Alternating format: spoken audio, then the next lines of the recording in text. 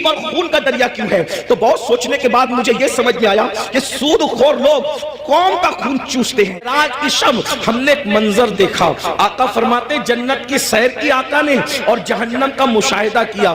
دیکھو یہ باتیں ہمیں نہیں پتا ہے، جس دن پتا چل جائے گی اس دن ہمیں احساس ہوگا، اور ہمیں یقین ہے ہماری قوم کو جب کوئی بات پتا چلتی ہے تو وہ اس پر عمل کرتے ہیں، کیونکہ اس پر قرآن کی نص موجود ہے، وَذَكِّرْ فَإِنَّ الذِّكْرَ تَنفَعُ الْمُؤْمِنِينَ، کہ مومنوں کو نصیحت کرو کہ نصیحت مومنوں کو فائدہ دیتی ہے۔ یہ اتنے نوجوان داڑھی کیوں رکھ رہے ہیں؟ یہ کسی نہ کسی خطیب کی گفتگو کا اثر ہے۔ بہت سارے جوان نماز کیوں پڑھ رہے ہیں؟ ہم اللہ اکبر، بہت سارے علاقوں میں ہم لوگ گئے نہیں، بہت سارے دوسرے خطبہ نہیں گئے، لیکن کسی نے کہا ہمارے امام صاحب نے نماز پہ تقریر کی، ہم نمازی بن گئے، داڑھی پہ تقریر کی، ہم داڑھی رکھیں۔ تو پتہ چلا یہ جلسے بالکل بھی لایانی نہیں ہے، غیر ضروری نہیں ہے۔ مومنین کو نصیحت فائدہ دیتی ہے، بس ناصح کی نیت صحیح ہونی چاہیے، اور سننے والوں کو بھی صحیح طور پر سننے کا شوق ہونا چاہیے۔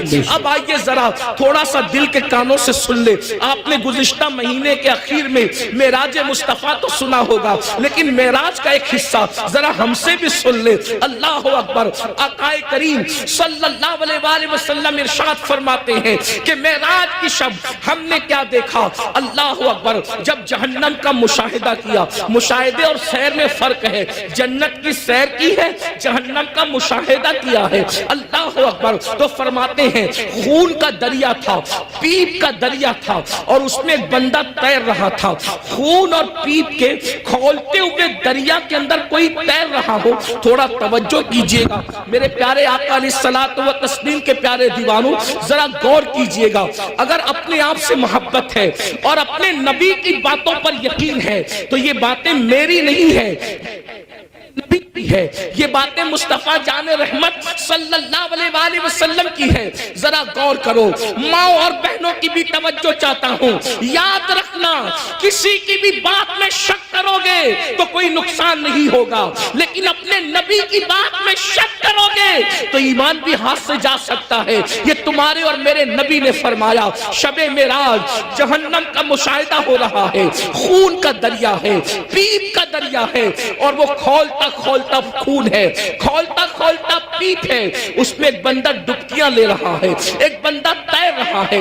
جیسے ہی وہ منہ باہر نکالتا ہے، جیسے ہی وہ سر باہر نکالتا ہے، اس کے منہ میں پتھر ڈالے جاتے ہیں، جہنم کی آگ کے بنے ہوئے پتھر اس کے منہ میں ڈالے جاتے ہیں، اور اس کا منہ پھر اسی دریا میں ڈوب جاتا ہے۔ اس پر یہ عذاب ہو رہا تھا، رحمت للعالمین سے دیکھا نہ گیا۔ حضور تڑپ گئے، حضور بے چین ہو گئے، حضور بے قرار ہو گئے، اور پوچھنے لگے جبریل یہ کون لوگ ہیں کہ خون اور پیپ کے دریا میں ڈبکیاں لیتے ہیں اور جب منہ باہر نکالتے ہیں تو پتھر، وہ بھی جہنم کی آگ کے پتھر، ان کے منہ میں ڈال کر ان کو ڈبا دیا جاتا ہے۔ یہ دردناک عذاب کیوں ہو رہا ہے؟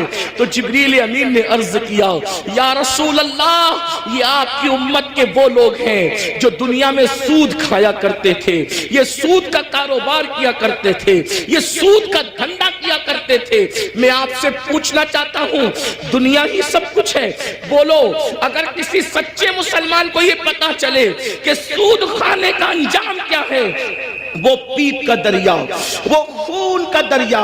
اور خون کا دریا کیوں ہے؟ میں نے غور کیا کہ سود خوروں کے لیے خون کا دریا کیوں ہے، تو بہت سوچنے کے بعد مجھے یہ سمجھ میں آیا کہ سود خور لوگ قوم کا خون چوستے ہیں، قوم کا خون چوستے ہیں، ان کی غربت کا فائدہ اٹھاتے ہیں، ان کی مجبوریوں کا فائدہ اٹھاتے ہیں۔ اس لیے دیکھو قدرت نے ان کو خون اور پیپ کے دریا کی سزا دی ہے۔ اب میں آپ سے پوچھنا چاہتا ہوں، اے سود کا دھندا کر کے، اے بیاج کا دھندا کر کے، اے انٹرسٹ کا دھندا کر کے مالدار بننے والوں، ذرا غور کیجئے، کتنا بھی مال کما لو گے، تھوڑا دھیان دینا میری بات پر، کتنا بھی بڑا محل ہو، تاج محل کی طرح بھی محل بنا لو، جب آخری میں ڈاکٹر کہے گا نا کہ یہ بہت بیمار ہے، اس کے بچنے کی امید نہیں ہے، تو آپ کے بچے، ہمارے بچے کیا کریں گے؟ آپ ہو یا ہم ہو، کوئی ہو، بولو بچے کیا کریں گے؟ اٹھا کے سیدھا ہاسپیٹل میں داخل کر دیں گے۔ بتاؤ جس مال کو اللہ کی نافرمانی کر کے کمایا تھا، کروڑوں روپے کا محل بنایا تھا حرام مال سے یا حلال سے بھی بنایا تھا، لیکن آخری سانسیں کہاں لے رہے ہو؟ آخری سانسیں کہاں لے رہے ہو؟ ہاسپٹل کی چار دیواری میں۔ یہی ہے نا تمہاری دنیا، جس دنیا کی خاطر اللہ کو ناراض کیا، جس دنیا کی خاطر خدا کو ناراض کیا، آخری اینڈ کیا ہے؟ آخری انجام کیا ہے؟ دنیا کے 80% لوگ ہاسپٹل میں آخری سانس لیتے ہیں، اور اکثر لوگ تو آئی سی یو میں آخری سانس لیتے ہیں۔ ہائے ہائے، قدرت کا امتحان تو دیکھو، قدرت کی سزا تو دیکھو۔ یاد رکھنا، بہت کم وہ خوش نصیب ہیں جو اللہ اکبر سجدوں میں جاتے ہیں، خدا کے حرم میں جاتے ہیں، تلاوت کرتے کرتے جاتے ہیں۔ 80% لوگ دوا خانوں کی چار دیواریوں میں آخری سانس لیتے ہیں۔ اللہ اکبر، میں اس پہ کوئی فتویٰ نہیں لگا رہا ہوں، میں مفتی بھی نہیں ہوں، لیکن اتنا ضرور کہوں گا، ذرا غور تو کرو، کروڑوں کی بلڈنگ پڑی ہوئی ہے اور آپ کرائے کے دوا خانے کے اندر آخری سانس لے رہے ہو۔ پلنگ ہے، ہاں ہاں، کپڑوں پہ غرور کر کے خدا کو بھولنے والوں، یہ خدا کا امتحان دیکھو، اللہ کی آزمائش دیکھو، خدا کا امتحان دیکھو۔ ان عذاب ربک لواقع، ارے فرعون جس امتحان سے گزرا، اس امتحان سے تم بھی گزارے جاؤ گے۔ خدا کے غضب کو چیلنج کرنے والوں اپنے کپڑوں پہ اتراتے تھے، پہنانے والے خدا پہ ناز نہیں تھا، کپڑوں پہ گھمنڈ تھا نا، کپڑوں پہ غرور تھا نا۔ کیا ہوتا ہے؟ 50,000 کا میرا ڈریس ہے، 25,000 کے اچھے کپڑے پہنو، اسلام منع نہیں کرتا، لیکن آخری میں کیا ہے؟ سارے اچھے کپڑے اتار کے گھر رکھ دیے گئے اور ہاسپٹل کے کپڑے تمہیں پہنائے گئے۔ یہ مرنے سے پہلے خدا کا امتحان ہے۔ کس دنیا سے منہ لگا رہے ہو؟ کس دنیا سے دل لگا رہے ہو؟ کس دنیا کے چکر میں اللہ کو بھولے ہو؟ کس دنیا کے چکر میں شریعت کو پیٹ کے پیچھے ڈالے ہو؟ کس دنیا کے چکر میں دین کو پیٹ کے پیچھے ڈالے ہو؟ مسلمانوں، اگر تمہیں یہ علم ہو جائے کہ دنیا کی اوقات کیا ہے تو تم کبھی دنیا کو منہ نہ لگاؤ، دنیا سے دل نہ لگاؤ۔ اللہ کے رسول علیہ السلام نے ایک مرتبہ دریا کے اندر اپنی انگلی ڈبوئی اور دریا میں انگلی ڈبو کر کے باہر نکالا، اور باہر نکال کر کے فرمایا یہ میری انگلی میں جتنا پانی آیا وہ دنیا ہے، اور یہ جو سارا پانی ہے وہ آخرت ہے۔ اب بتائیں، قطرے کو لے کر کے سمندر کو چھوڑنے والے نادانوں، دراصل علم نہیں ہے۔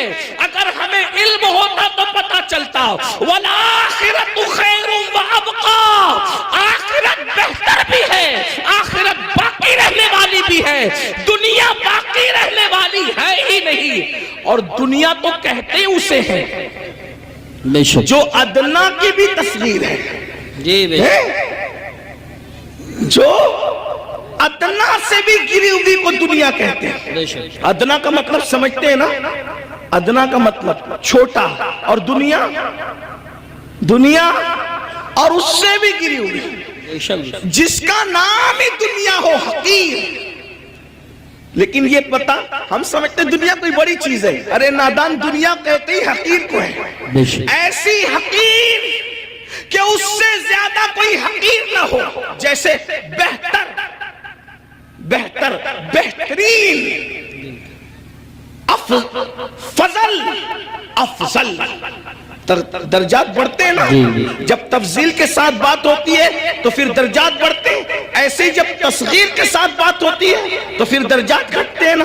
تو دنیا تصغیر ہے، کیا یہ اتنی حقیر ہے کہ اس سے بڑھ کر کوئی حقیر نہیں، لیکن ہمارے پاس یہ بھی علم نہیں ہے، دنیا دنیا بھی کہتے ہیں اور اس پر قربان بھی ہوتے ہیں، پتہ ہی نہیں ہے کہ حقیر پہ قربان نہیں ہوا جاتا۔